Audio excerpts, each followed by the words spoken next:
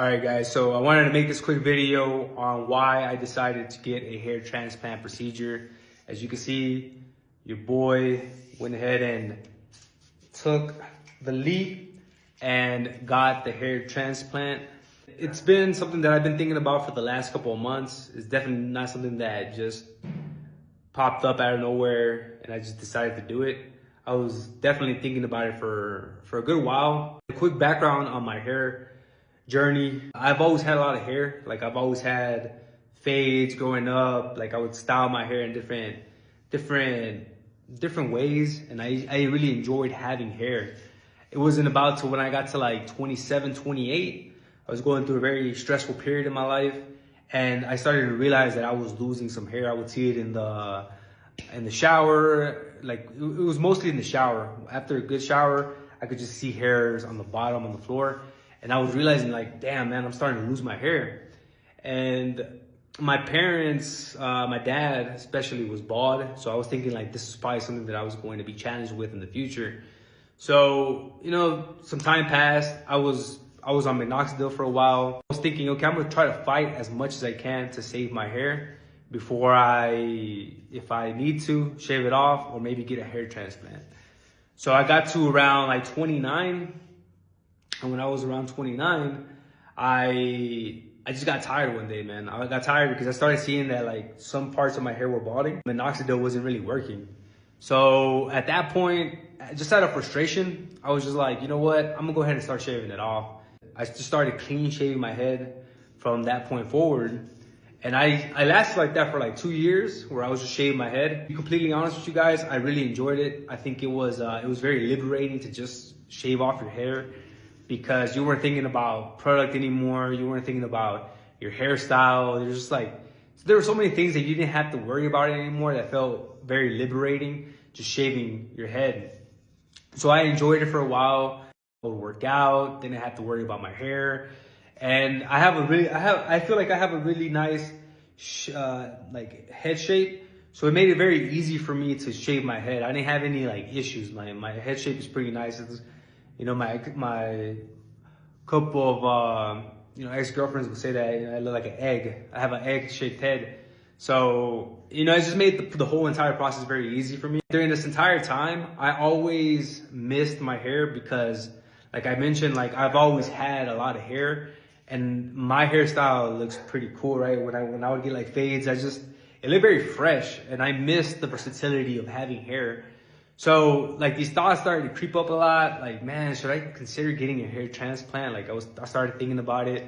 Should I go to Turkey? Should I go to Mexico? Should I stay in the States? I was just considering like a lot of different options. If it was something that could be worth it for me, right? Something that might be beneficial for me going forward with my career, just my personal image.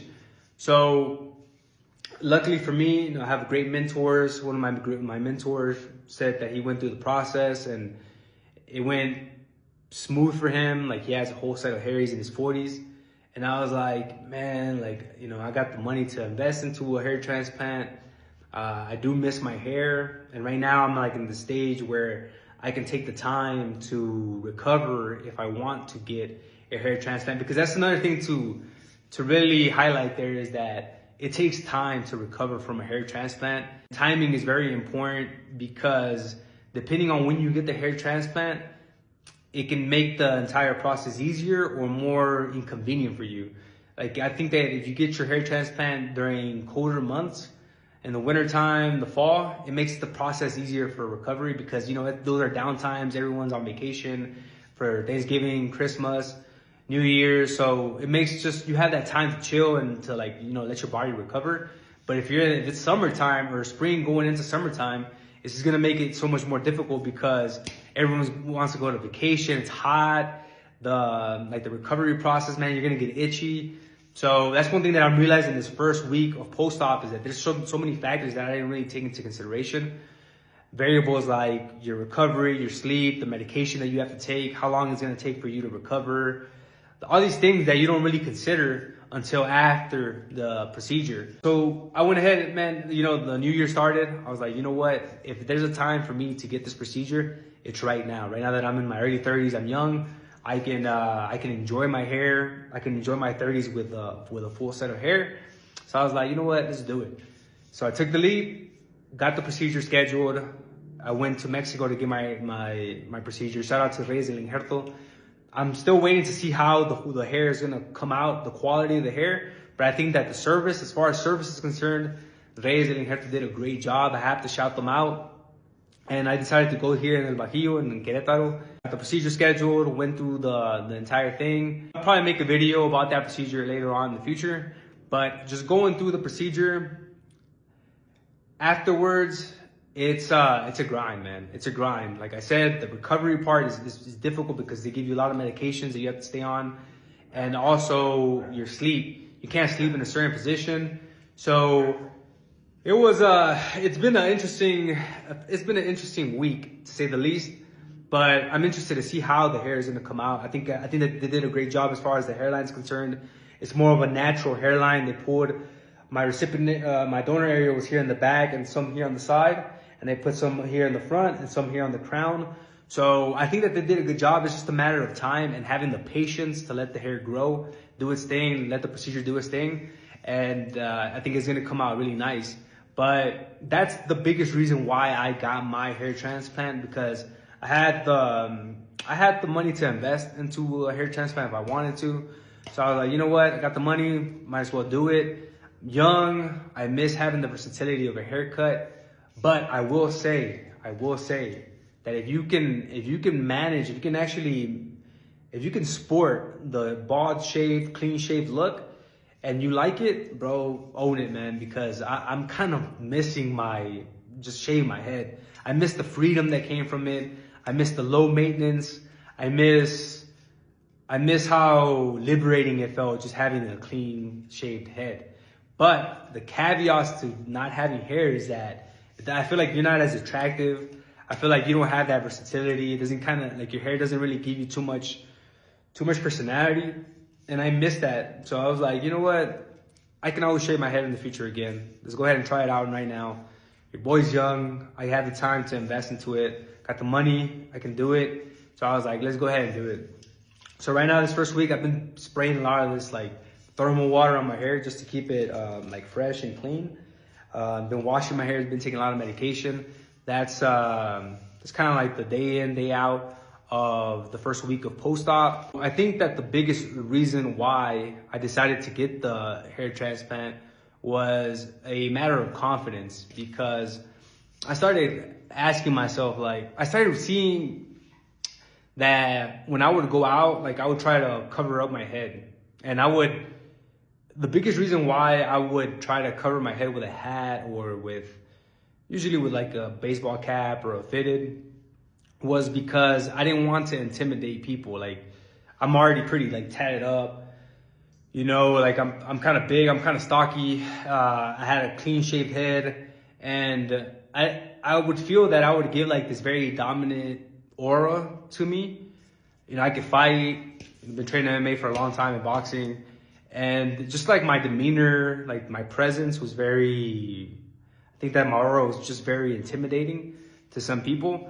And what I would kind of think to myself was like, if I wore a hat, I wouldn't look as intimidating. If I kind of put my hat backwards, I wouldn't be as intimidating to the ladies, to other guys, to just people around me. So I started just wearing a lot of hats, man. I would wear a lot of hats, and then I started to think to myself, man, am I like coping because I'm wearing so many hats and I'm not trying to show off my head, you know? And to be completely honest with you guys, like I never had any issues as far as dating is concerned with being clean shaved. I think a lot of girls like a guy that's clean shaved, especially if you have a nice head. If you have a nice head shape like I do, like an egg shape, you won't have that many issues with shaving off your head. But if you don't have a good head shape, I think a hair transplant might be a better option for you, because you can work with your hair and you have that versatility. But in my case, you know, I didn't have any issues. So I was like, you know what? If I were to get a hair transplant, it would just be a matter of confidence, of being able to go anywhere that I want without having to wear a hat. And if I want to style my hair, I can do it. If I want to wear a hat, I can do it. I have options. I can actually choose where I want to portray to the world what's my image, my professional image. So I was like, you know what? Right now is the time to do it. Let's knock it out. Let's get this scheduled and go do this hair transplant. So went ahead and did it. First week has been, like I mentioned, difficult as far as the recovery is concerned.